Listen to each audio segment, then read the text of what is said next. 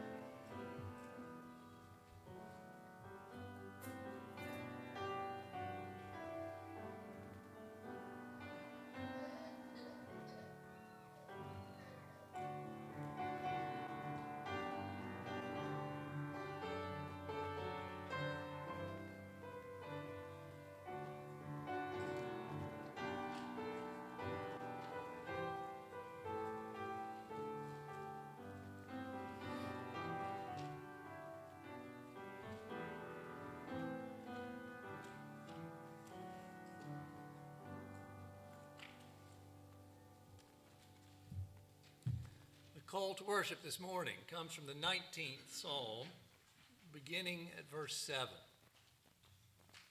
The law of the Lord is perfect, reviving the soul. The testimony of the Lord is sure, making wise the simple. The precepts of the Lord are right, rejoicing the heart. The commandment of the Lord is pure, enlightening the eyes. The fear of the Lord is clean, enduring forever. The rules of the Lord are true and righteous altogether. More to be desired are they than gold, even much fine gold, sweeter also than honey and the drippings of the honeycomb. Moreover, by them is your servant warned. In keeping them there is great reward. Who can discern his errors? Declare me innocent from hidden faults. Keep back your servant also from presumptuous sins. Let them not have dominion over me.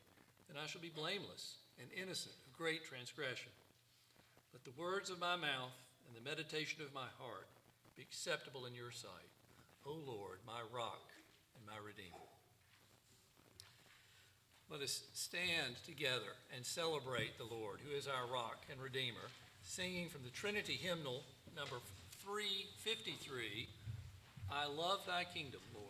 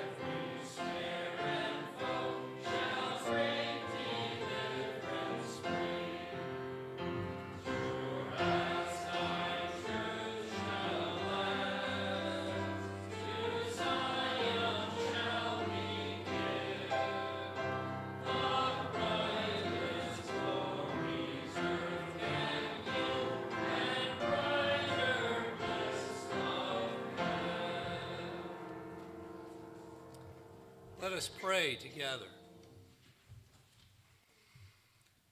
O Lord, the heavens declare your glory, and the sky proclaims your handiwork.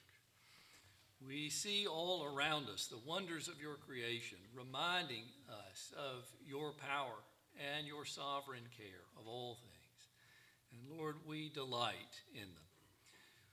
Likewise, Lord, we delight in the work of the Holy Spirit in our lives, calling us to you, bringing us to this place to celebrate your goodness, drawing us to Christ Jesus, in whom is our chief joy. Lord, we thank you for the saving work you have accomplished in each of us through Christ, making us part of your family, imputing his righteousness to us. And Lord, we seek fresh anointings of your Spirit, that we might glorify you, worshiping you in spirit and in truth this morning, and going from this place as a light to this world, bringing glory to your name. We pray together now the prayer that Christ our Savior taught his disciples to pray, saying, Our Father, who art in heaven, hallowed be thy name. Thy kingdom come, thy will be done, on earth as it is in heaven. Give us this day our daily bread, and forgive us our debts, as we forgive our debtors. And lead us not into temptation, but deliver us from evil. For thine is the kingdom, and the power, and the glory forever. Amen. You may be seated.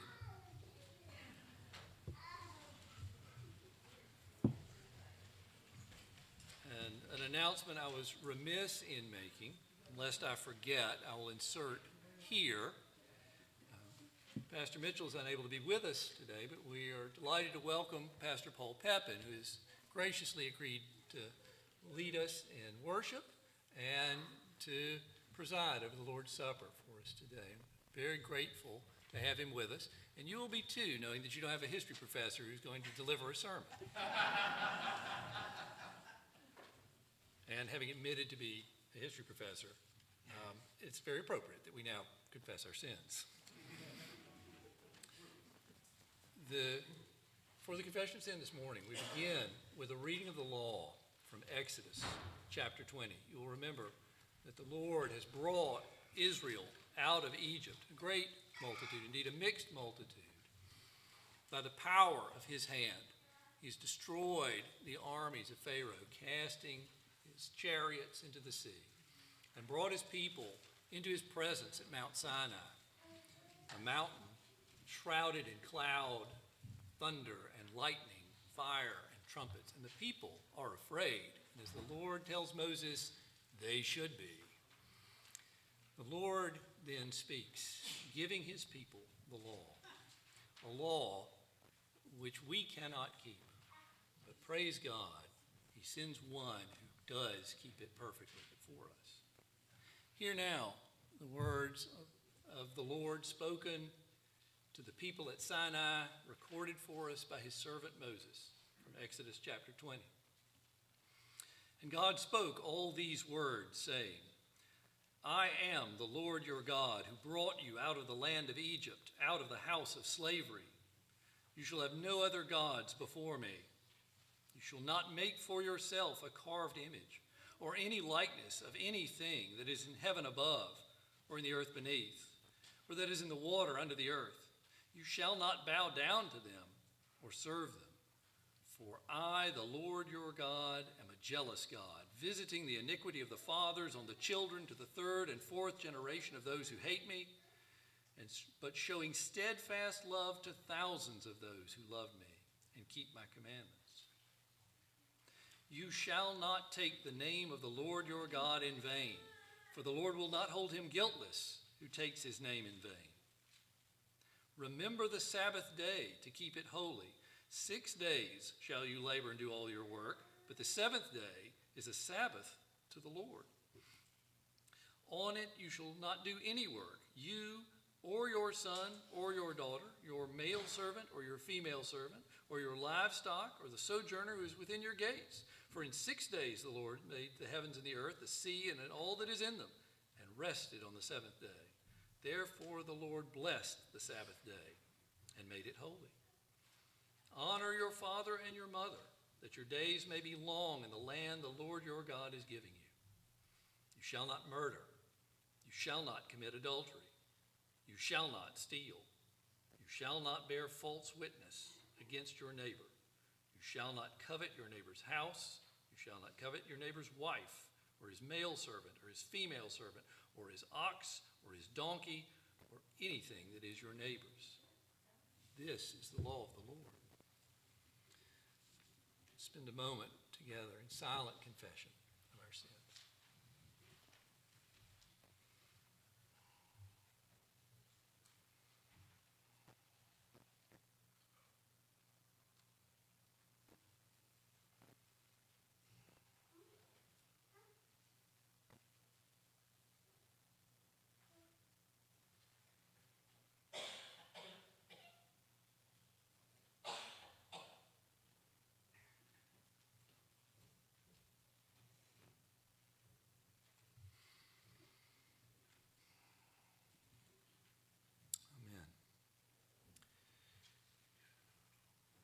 We are not without hope.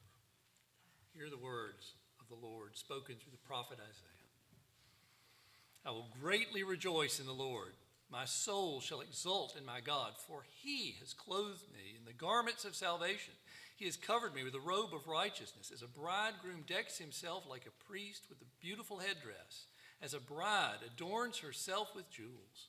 For as the earth brings forth its sprouts, and the garden causes what is sown in it to sprout up, so the Lord God will cause righteousness and praise to sprout up before all the nations, as he has done through Christ Jesus. Amen. Let's stand together for the confession of faith. This morning we'll be using the 60th question from the Heidelberg Catechism. It's printed there for you in the bulletin. I'll read the question, and we'll read the answer together in unison. Christians, how are you righteous before God? Only by true faith in Jesus Christ, although my conscience accuses me that I have grievously sinned against all God's commandments, have never kept any of them, and am still inclined to all evil, yet God, without any merit of my own, out of mere grace, imputes to me the perfect salvation, righteousness, and holiness of Christ. He grants these to me as if I had never had nor committed any sin, and as if myself had accomplished all the obedience which Christ has rendered for me, if only I accept this gift with a believing heart. You may be seated. The children may come forward now for the children's sermon with Elder Joel Reed.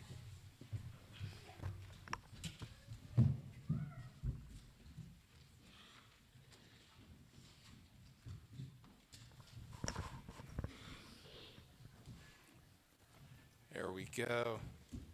Yeah, we can move stuff around. That's okay. You're going to there you go. Are we good? Today, we are going to celebrate communion. Now, communion is one of those things we call a sacrament. And that's a big, long word, but you know what?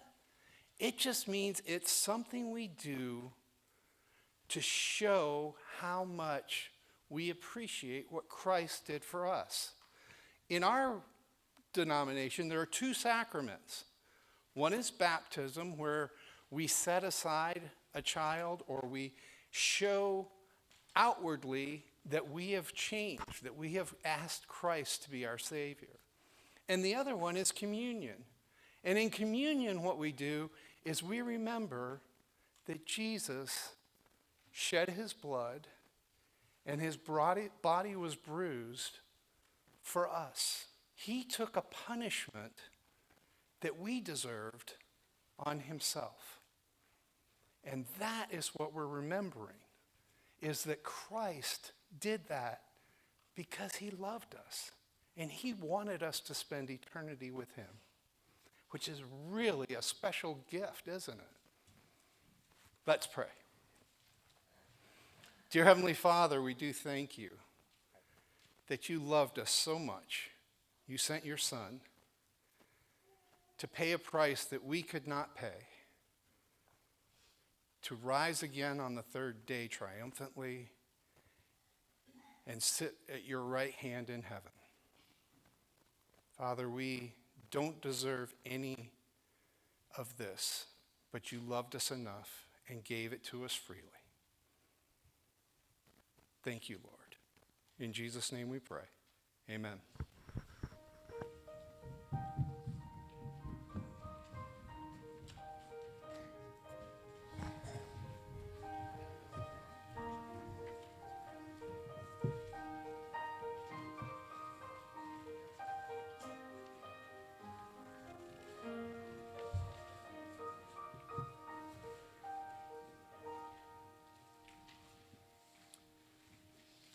Old Testament reading this morning comes from the book of the prophet Daniel. In the 7th century BC, there was perhaps no greater kingdom in the Middle East than that of the Neo-Babylonians, the Chaldeans, and no greater monarch than Nebuchadnezzar II, who ruled for 43 years over this kingdom. It is Nebuchadnezzar whom God raised up and used to discipline his people, Judah, for their sins, bringing the Jews into captivity in Babylon. It is Nebuchadnezzar also to whom God revealed himself in dreams interpreted by the prophet Daniel. And it is Nebuchadnezzar who failed to understand who this God was. There was, in the 600s BC, no city more beautiful than Babylon, with its gold and its lapis and its artificial mountain covered in flowering plants, the hanging gardens. And it is that Nebuchadnezzar thinks at the beginning of this passage. You will see that the sovereign Lord reminds this man who was king in his mind of all the earth, who truly is in charge. Hear the word of the Lord from the book of Daniel, chapter 4, beginning in verse 28. All this came upon King Nebuchadnezzar. At the end of 12 months, he was walking on the roof of the royal palace in Babylon, and the king answered and said, "Is not this great Babylon, which I have built by my mighty power as a royal residence and for the glory of my majesty?" While the words were still in the king's mouth, there fell a voice from heaven, "O King Nebuchadnezzar, to you it is spoken, the kingdom has departed from you, and you shall be driven from among men, and your dwelling shall be with beasts of the field, and you shall be made to eat grass like an ox, and 7 periods of time shall pass over you until you know that the Most High rules the kingdom of men and gives it to whom he will." Immediately the word was fulfilled against Nebuchadnezzar.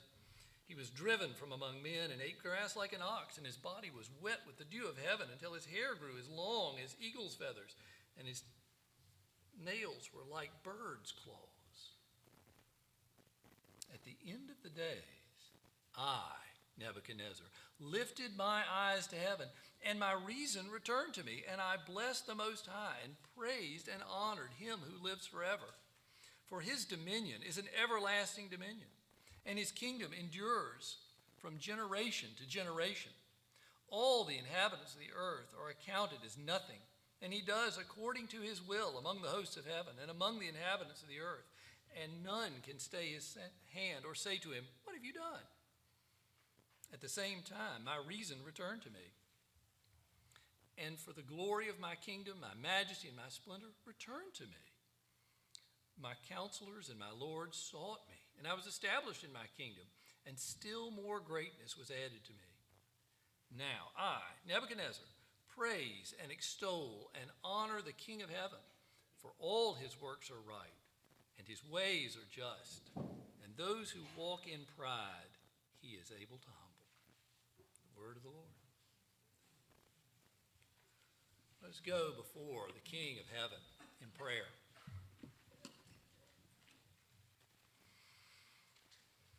Lord God, Heavenly Father, what a privilege it is to come before you with confidence as children to a Father. For you have redeemed us to yourself in Christ. Lord, we are in awe of your grace poured out on the children of men, even on us in this day and in this place. Lord, we are privileged to be free and to gather in worship and pray your blessing on our time here together. Lord, we lift up also the church in the world as it faces many challenges and persecutors. We pray that the designs of the wicked will be thwarted, that your name will triumph, that your sovereign power will be evident to all the leaders of the nations. Lord, we know it is in your hand to bring about war and make peace. And we pray for wars to end around this globe. Not only that in Ukraine, but those that persist in Syria, Ethiopia, Mali, and in other nations. For Lord, we know there are many who are suffering this day. We know that you are sovereign over their sufferings and that you have a purpose, your own glory, that will not be thwarted. And yet, Lord, we despair at the suffering we see around us. We lift up to you the church in the world and those who have responded to your call to serve as pastors and as missionaries, that you might be with them. We know your word does not go out wasted, but it returns reaping a harvest. We pray for your Spirit to be upon your pastors this day, that your word would be spoken and that hearts and minds and lives would be changed, that you would be glorified by all of this, for none of it is the doing of men. Lord, we lift up our own congregation here. We thank you for this time to be together and for the many ministries that the church pursues. And we pray for purity and for strength and for wisdom to serve you rightly here in Summerville. We lift up our pastor and his family, thanking you for their service to you and their sacrifices. We pray for them, for their safety, their health and strength, and their continued service.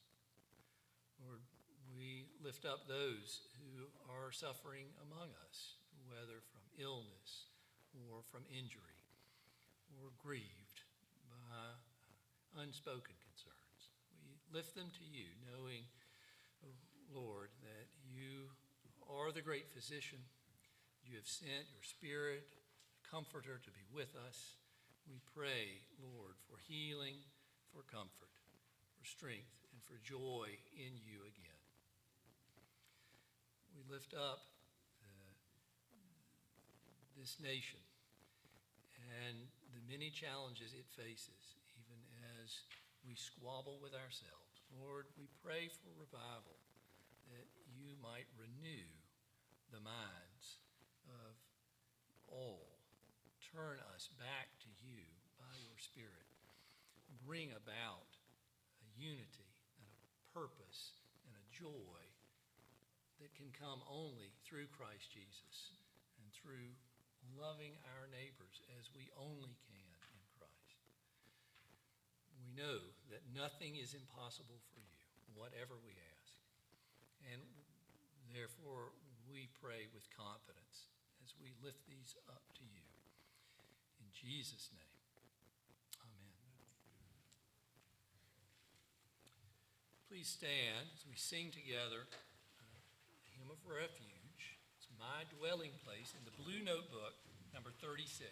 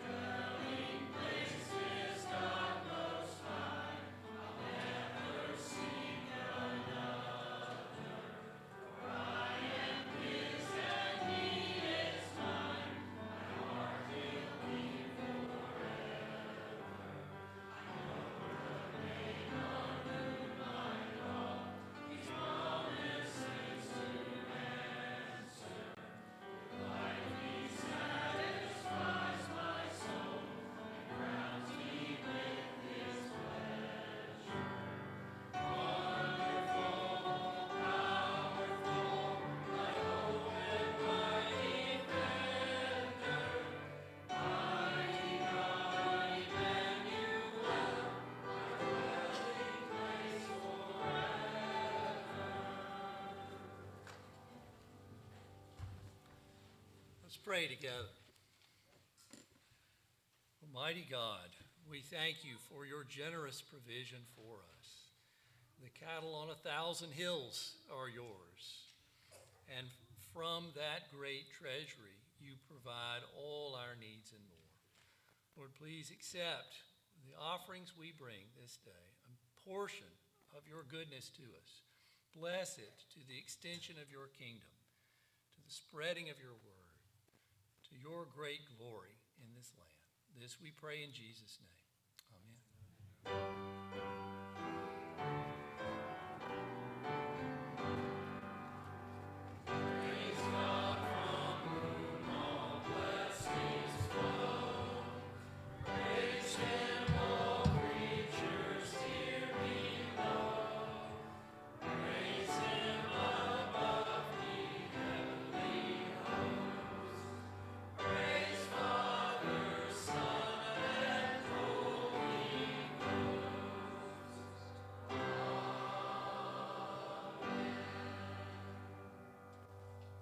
You may be seated.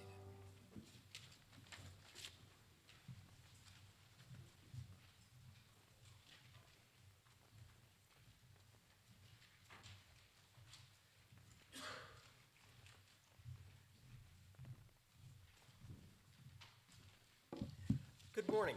My name is Paul, and it's so good to be with you. Dear Jim called me. He could hardly speak, and he said, Paul, I'm not feeling well. Would you mind filling in? And I jumped at the chance. I did. I wanted to be here with you. I asked, what is the passage? He said, well, you're welcome to choose, whatever you'd like, something that you've already prepared in the past. And I said, no, what's more important is where God has been bringing you as a church and what he's been teaching you, and I should do the adjusting. And so he said, okay, this is the passage. And the more I've read this, and the more I've thought through and prayed and asked the Holy Spirit for wisdom, well, let me just tell you about it. Instead of telling you my reaction, let's just jump in. Normally, I ask people to stand, and I'd like to ask you to stand. I'm going to focus on just the verses 18 through 20, but I will be referring back. So please stand for the reading of verses 18 through 20. And thank you. He said, therefore, what is the kingdom of God like? The he being Jesus. And to what shall I compare it? It is like a grain of mustard seed that a man took and sowed in his garden, and it grew and became a tree, and the birds of the air made nests in its branches. And again he said, to what shall I compare the kingdom of God? It is like leaven that a woman took and hid in 3 measures of flour until it was all leavened. May we just bow in prayer. Father, teach us. Speak to us. You know where we are coming from, the things we've experienced in our lives, the things we've read in the news or heard on television. Lord, we need you to speak to us. We do. Father, speak to our hearts that are in so many ways troubled and concerned and wondering, what do we do? Father, speak.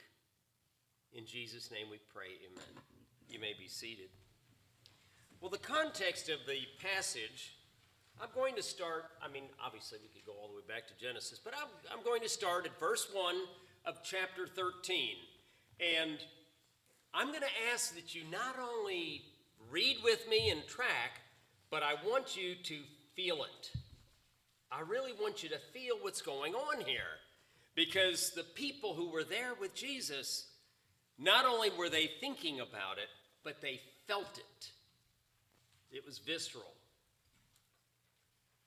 There were some present at that very time who told him, Jesus, about the Galileans whose blood Pilate had mingled with their sacrifices.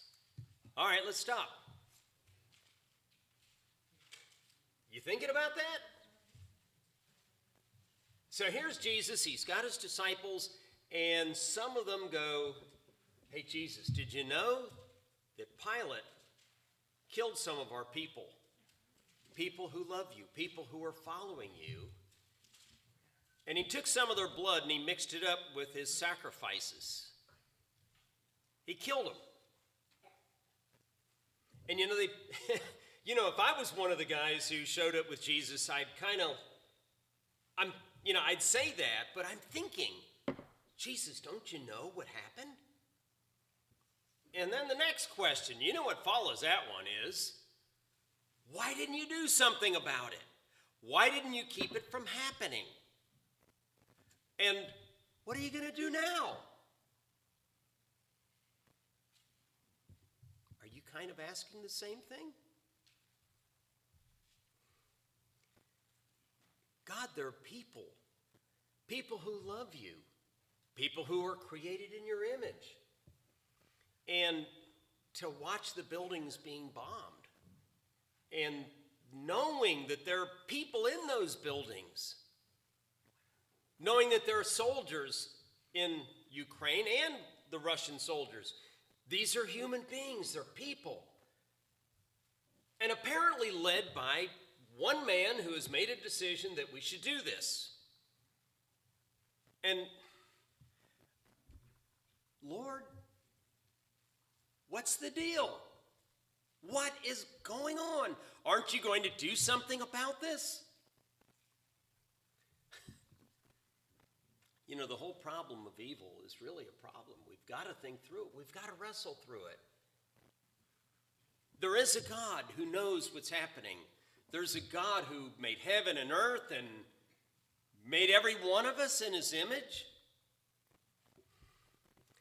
Well, let's just look at the rest, okay? And he answered them. Do you think that these Galileans were worse sinners than all other Galileans because they suffered in this way? You know, oftentimes when those things happen, we go, well, you know, they deserved it. They had it coming. Like when we read the news that some people were killed in an area of town and they were selling drugs. And you're like, of course they were. You know, they kind of got what was coming to them.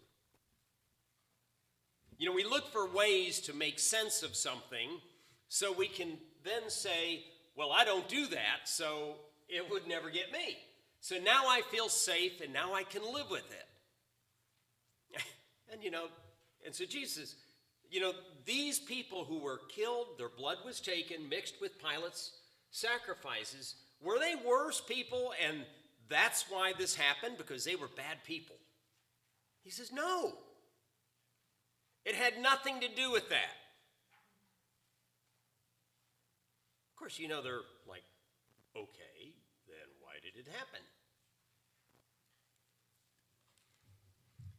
No, I tell you, but unless you repent, you will all likewise perish. Or those 18 on whom the tower in Siloam fell and killed them. Okay, so there was a tower. It fell over and killed a bunch of people. 18. Do you think that they were worse offenders than all the other who lived in Jerusalem? No, I tell you, but unless you repent, you will all likewise perish. Okay, well, there's a lot in there, but let's just stick with it. Let's keep it as basic as we can. So there were these Galileans who were killed for Pilate's sacrifices. There were these people who were right there by a tower, and the thing collapses for whatever reason. And, okay, and we could keep going with that list, couldn't we? Because we see stuff when we read or hear the news, why did that happen? God, what's going on? Is anybody in charge? All right, let's keep going. We've raised a troubling proposition right there, but there's more. Yeah, you're really glad about that, aren't you? And he told this parable, a man had a fig tree planted in his vineyard, and he came seeking fruit on it and found none. And he said to the vine dresser, look, for 3 years now, I've come seeking fruit in this fig tree, and I find none. Cut it down. Why should it use up the ground? And he answered, sir, let it alone this year also, until I dig around it and put on some manure, and then if it bear fruit next year, well and good, but if not, you can cut it down. All right, the frustration of, I expect more to come out of this. Okay, folks. Inflation has eaten away at your income. We know that. What we're paying for gas, what we're paying for taxes, what we're paying for lots of things. And we expected more advantage from the things that we have, from our income. We expect some good to come. And at times, it just doesn't happen. So, that's what happened. Here this guy has got this fig tree, and like, come on. It's not doing what I thought it would. It's not benefiting me in any real way. Yeah, the car that you've got that has, for whatever reason, decided not to work anymore, you're like, wait a minute, I paid good money for that thing. I got to tell you something, just an aside. Back in Columbia, there was this family, the husband had died, And the wife and the three daughters, the daughters were getting to the age where they would drive. And the middle daughter, she wanted a vehicle. And so the mom asked Paul, would you come with me and her to the auction? We need to find her a vehicle. So Mom and I found a car that we thought would be a great vehicle. It was a good price. But oh no. Amanda found this red Grand Prix, and it looked awesome. It was shiny. It was cool looking. And Mom and I talked, come on, Amanda. No, we don't know. It's got a lot of miles on it and all that. And she started to cry. I have 3 sons, okay? We didn't run into that. And I was like, crying? It was like she threw the ace down. You know, like, okay, you win. Let's get the red Grand Prix. And I happened to be checking up on it 2 days later. She went out to start it, and it threw a rod through the side of the motor. And that red Grand Prix lasted 2 days. Okay, we've all done stuff like that. We all have things like that. You know, the coffee maker this morning doesn't want to work. This is the frustration that we live with every day in this broken, fallen world. Okay, so Jesus, first of all, you know, there's things that have happened to people. Why did that happen? We don't get it. And you're not explaining it. You're really not. And now the next thing is there are frustrations in life that things don't work like we thought they should. Okay, and then there's more. Okay, now he was teaching in one of the synagogues on the Sabbath. And behold, there was a woman who had a disabling spirit for 18 years. Disabling spirit. What was that? I'm not sure. But sounds like maybe depression. There was something disabling about it. Something where she couldn't function. She really just couldn't. You know, when I was 20, I didn't get that because I thought, you know, just get over it. Till in the middle of my ministry, I went through a depression. Oh, I functioned, but it lasted about 2 years. I wasn't entirely disabled, but I wasn't me. I was, you know, you go through periods where you struggle physically, and you're like, what is... She had this going on. And you know, there were lots of people in that culture. Well, to some extent, every one of us has something that at a point in our life disables us.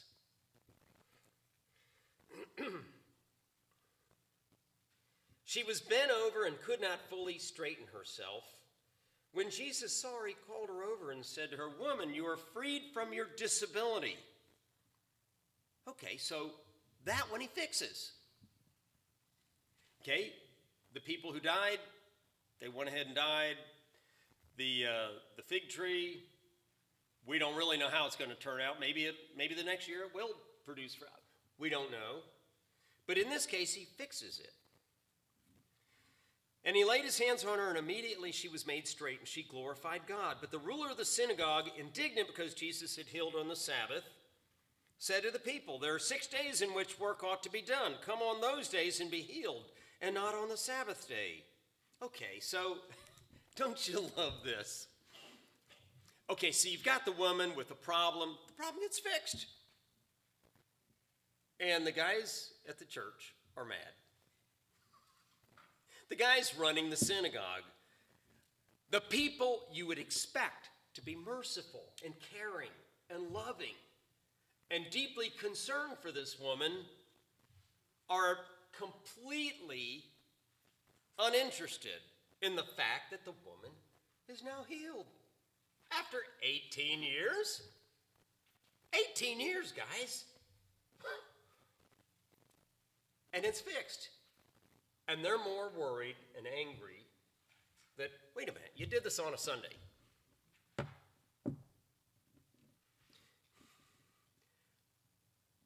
People who should show mercy.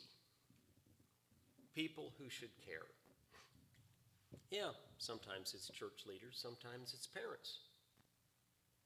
I was speaking with a lady yesterday who is a psychologist and was dealing yesterday with a client, and mom just was not there for her when she needed her, to protect her from all kinds of terrible, terrible things. Where's the mercy from the people you expect there should be mercy? That too is another, you see what Jesus is doing and why the Holy Spirit gives us this whole passage is saying, this is the world we live in. There's a lot of brokenness. A lot of brokenness. And what do people do? What do you and I do? I mean, I love to be positive. I really do. You know, I'm the kind of guy where, oh, look, there's a pile of manure. Surely there's a pony here somewhere. I love to look at the bright side of things. And yet, this stuff happens. And we know it. And we can ignore it. We can, okay, I'm not going to listen to the news for the next month. Or we can try to distance ourselves, like the drug dealers who die. Well, I don't deal drugs, so surely. These things happen, and Jesus did not ignore them. All right, let's get to the point here. All right, he said, therefore, what is the kingdom of God like? And I love the simplicity of just these verses. You're going to be able to remember this well, I'm sure. The mustard seed. What is the kingdom of God like? And then he goes from the mustard seed, which is very small, to yeast, leaven. It's a fungus. It's a single-celled organism. Eukaryotic, if you want to know. It's a single-celled organism. And, okay, so the mustard seed, essentially, you know, what happens is it ends up being planted, and it grows, and it's like, wow, what a tree. Now, by the way, it's not the yellow mustard that we put on our hot dogs. It's not that kind of a mustard tree, so it's common in that area, so you can see it dotting the landscape. And so they were very familiar with it. And they also were very familiar with the fact that the seeds were small. Okay, so that one, and then the next one is about the yeast. This lady, she takes a little bit of yeast and she puts it in some flour, and, well, you know what that does. It's like, wow, how awesome is that? Plus, it makes it taste good, too. I don't know about you, but I'd like a piece of bread just thinking about it. Yeah. So here, you know, like, I love the wisdom of the Holy Spirit. I just don't always understand it. But this is one that I think really comes to life in the context of the troubling things that had just been mentioned. Is the kingdom of God is like this. The kingdom of God. What's the kingdom? The kingdom of God is you and me. It's not just the church. It's not just this group or denomination or... No, the kingdom of God is the people of God in all time.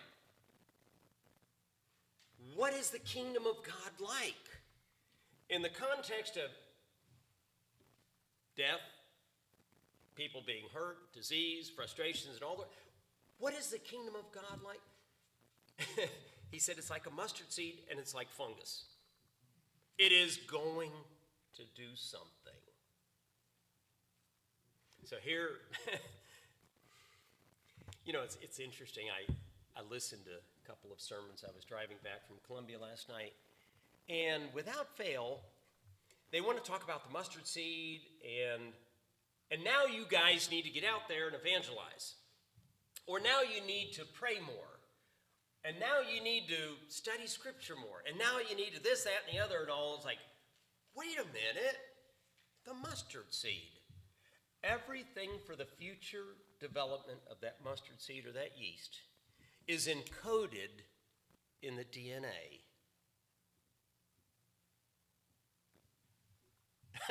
Who put that there? God. So the whole mustard seed thing and the yeast thing is God is doing something. Do I understand it? Most of the time, no.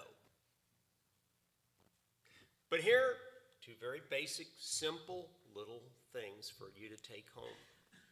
How do we deal with living in a broken, fallen world? Number one, God has a plan. I don't know what it is. I don't understand it. His plan includes hardship and struggle, and at times death, disease, disabilities, frustrations.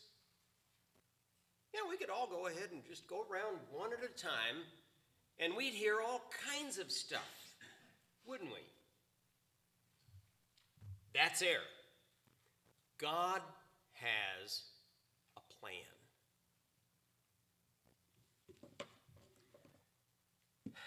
Romans 11. I memorized this one time because, in the face of stuff that, like, what in the world is happening here? Well, let me just quote it for you. Oh, the depth of the riches, the wisdom, and the knowledge of God. How unsearchable his judgments and his paths beyond tracing out. No kidding. For who has known the mind of the Lord? Please, if you're here, raise your hand. Who's known the mind of the Lord? Or who has been his advisor? I'd love to meet you. Look, I have been his advisor on occasion. He thanked me. Appreciate that, Paul. But I got it. Kind of like my father-in-law, he had a coffee cup. It was so neat. Said simply, I'm boss, you're not. Like, ooh, I want that cup. God has a plan. Whether we understand it or not, God has a plan. And at times, we get the impression that things are running on autopilot, or the people who are wicked and evil and ambitious are running the show. They're not. Did you hear that? They are not. They're not now, they never have been, they never will. God has a plan. Does that mean we're supposed to feel okay about the guys who got killed by the tower? No. People who love the Lord love life. And that plan may include you doing something about it. It might. It may include you praying. I think it does. Sure, praying. It may include us as a people gathering whatever resources we can and sending them to alleviate suffering. It's not my role. I mean, that would be an upgrade on my job description. It's not my place to inform you as to what God's plan for you includes. But God has a plan, yes, for his church, the kingdom of God, but you're a part of that kingdom. God has a plan for you in the middle of all of what's happening. Somebody with a disability. God's plan may simply be that you speak a word of encouragement, or you befriend, or you give them a ride. I don't know what that is. But we have God. This is happening. What am I supposed to do? How can I be helpful? How can I serve you? And really, how can I point them to you? How can I do this? And it's kind of a funny thing as I was thinking through this, I had to stop for gas on the way back from Columbia, like I said last night. And you may or may not know, but I to supplement my income now that I'm a retired pastor and do missions work, I make tables and things, okay? So I drove up to North Carolina to grab 3 pieces of maple. Oh, they're really cool. I should have brought them to church, but anyhow, I did. These things they're 10 feet long, 2 inches thick, and about 22, 24 inches wide, and they're spalted. Fungus does the spalting. Anyway, so I'm getting gas, and the guy just over from me goes, wow, those are beautiful. He came over, and I said, spalting is a fungus damage. And I said, isn't it fascinating how the damage is what makes this more attractive? And I said, by the grace of God, he takes those things, death, disease, divorce, terrible things that happen, and changes us, and then uses us for his glory. And the guy said, man, I needed to hear that. I said, well, could I pray for you? He said, man, would you? So I put my hand on the man's shoulder, and we prayed. I prayed for his family. I don't know the man. I don't know his history. I don't know any of that, but I do know this. The man it was an opportunity, and God touched that man. And then I went back to getting gas, and he hollered over. He said, again, thank you. What is God's plan for you? Okay, go back to the mustard seed. It's on the inside of that seed. God has built into you, every one of you, part of his plan. Okay? And the second point is his plan will prevail. It will prevail. Jesus Christ said, I will build my church, and the gates of Hades will not prevail. Why? Because God's purpose for his church is going to prevail, despite the fact that we at times feel overwhelmed, outnumbered, out-resourced, whatever. God says, no. I have a plan, and I'm going to prevail. Okay, I want you to feel this as I started by saying, I want it to be very personal, very real. I'm going to read Psalm 139, just a portion. And I want you to be able to say, okay, God, speak this passage to me. Because at times I don't feel like a part of your plan. Like everybody else seems to. Let me just read it.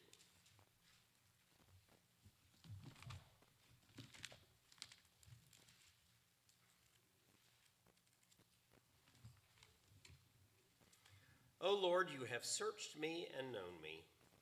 You know when I sit down and when I rise up. You discern my thoughts from afar. You search out my path and my lying down and are acquainted with all my ways. Even before a word is on my tongue, behold, O Lord, you know it altogether. You hem me in behind and before and lay your hand upon me. Such knowledge is too wonderful for me. It is high, I cannot attain it. And then let me, just for time's sake, let me skip down. Verse 13. Please hear this deeply. For you formed my inward parts. You knitted me together in my mother's womb. Again, the DNA.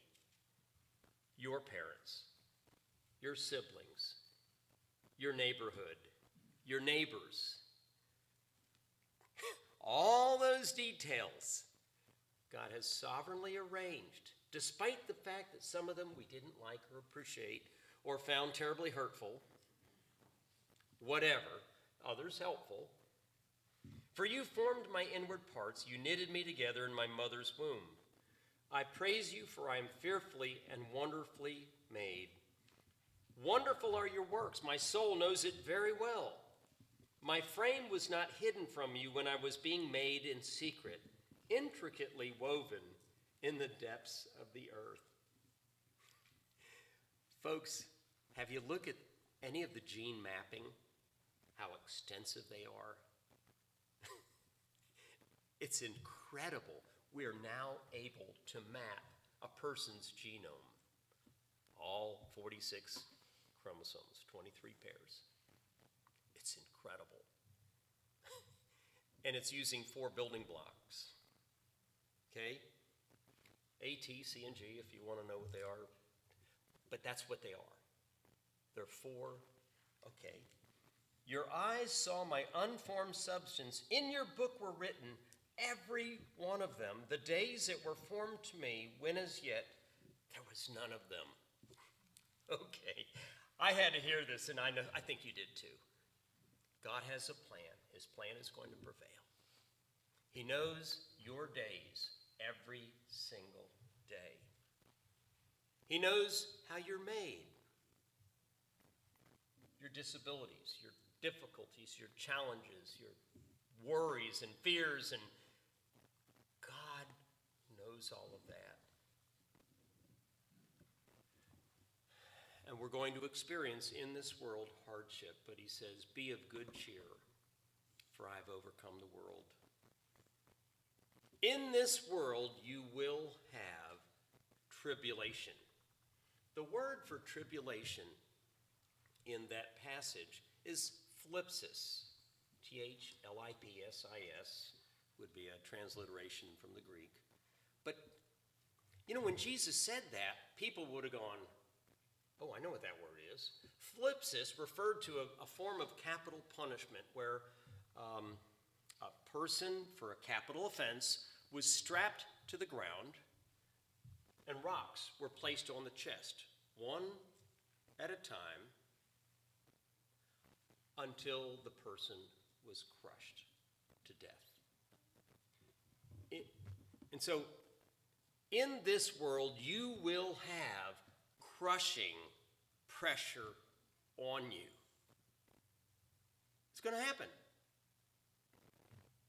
But be of good cheer. Cheer up. Lighten up. Have hope. Find strength in the fact that I have overcome the world. And because Jesus has, so will we. That's it. Father, thank you for your word. Thank you for how you've spoken to us today. Thank you, Father, that in the midst of a lot of stuff happening that we can't control and we don't like, that we know you have a plan and your plan is going to prevail and we can trust you. Without understanding, we can trust you. Thank you in Jesus' name.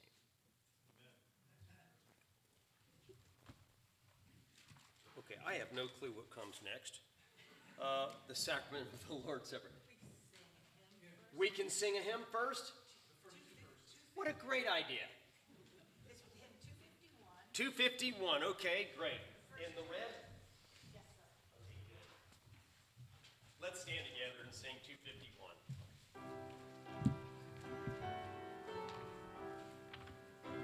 I love this.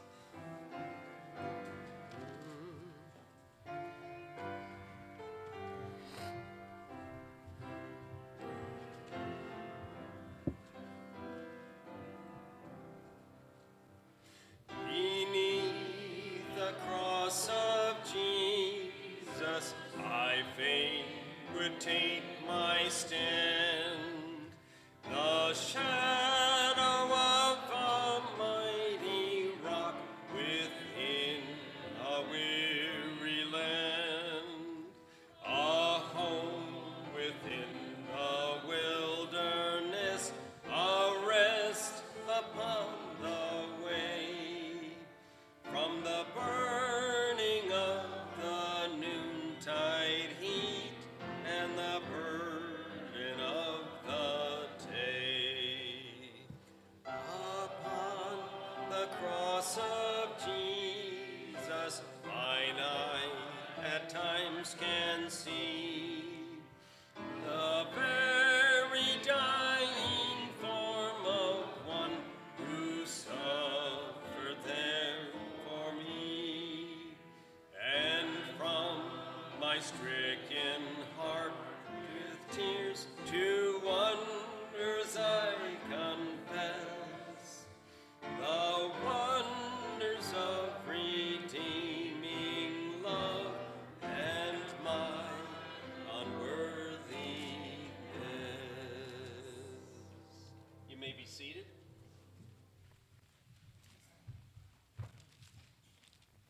to wonders I confess, the wonders of redeeming love and my unworthiness. With that in mind, we're coming to take communion. The redeeming love of Jesus Christ. And the one answer I just can't answer, dear God, why would you save me? Why? Of all the things you could spend your time on, why? And yet, this is the gospel.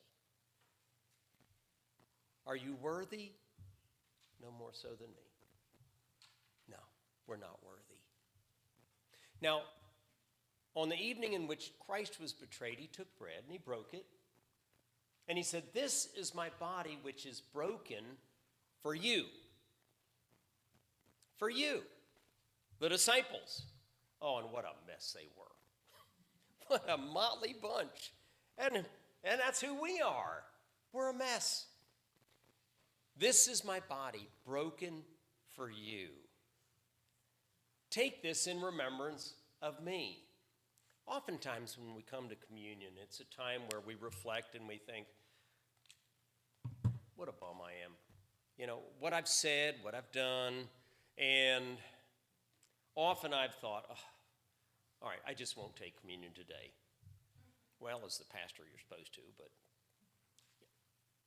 because of my thoughts on my own heart, my own brokenness, I've often thought, dear God, but did you notice what he said? Do this in remembrance of me, not you, not your stuff. It's not communion. It's not about you. Hallelujah. If we're to focus on our sin, we would never take communion, ever. But he said, this is my body broken for you. Take this in remembrance of me. So what makes you and me worthy? I love the catechism question we read earlier. Is my sin, your sin, our sin is taken away and washed by the blood of Jesus, and his holiness, his righteousness is imputed on us, so that when the Father looks at you and me, he sees Jesus. So to take of the bread and to drink of the cup in a worthy manner is to do it remembering Christ. Interesting, a pastor told a story of a man who he dies and he goes to heaven, and you know, Peter always seems to have the job at the gate. I don't know, he gets stuck with that, but anyway, there he is at the gates of heaven, and Peter's asking, so why do you think you should come into heaven? And the guy, he said, because the guy on the middle cross said I could. Why can you take communion? Because the one on the middle cross said you could by your faith in Jesus. Father, our prayer is that you would take these elements from a common to a sacred use as in faith we remember Christ. In Jesus we pray. Amen.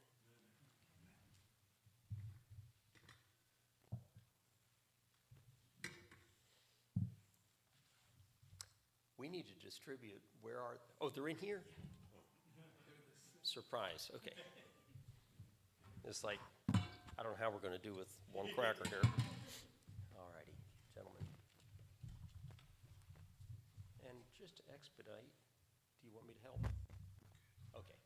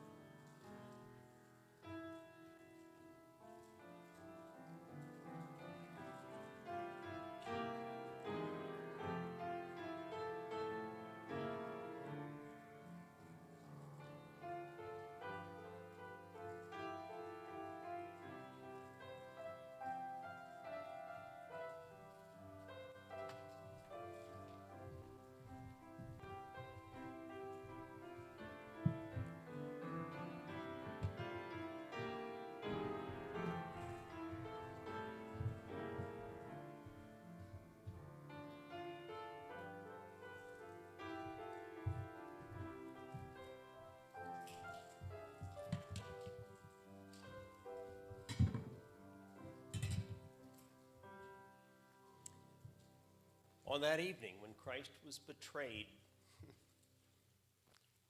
he took bread and he said, "This is my body, broken for you, for you. Take this in remembrance of me."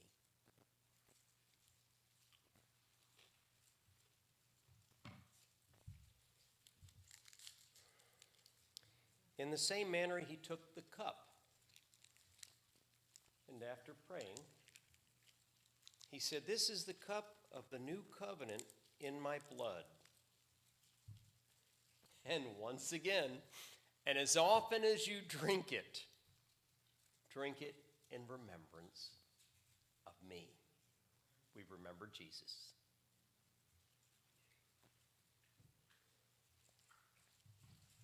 Oh, Father, how sweet it is when we remember Christ, not us. We give you praise. We give you the thanksgiving. Lord Jesus, this is our hope. It is the gospel. And we will live in the hope that is real. That's not a flip of a coin. It's a certainty that in Christ Jesus we are redeemed despite our unworthiness. We give you praise in Jesus' name. Amen.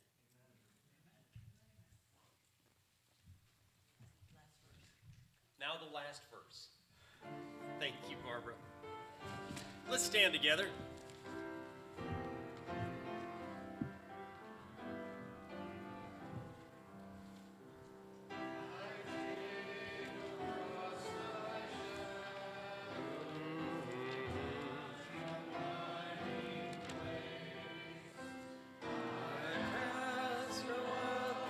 Sunshine than the sunshine of his face, content to let the world go by, to know no gain nor loss.